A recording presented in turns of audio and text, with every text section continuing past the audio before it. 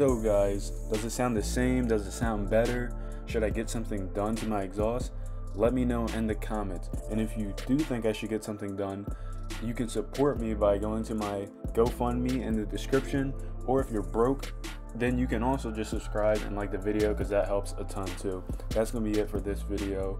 Peace.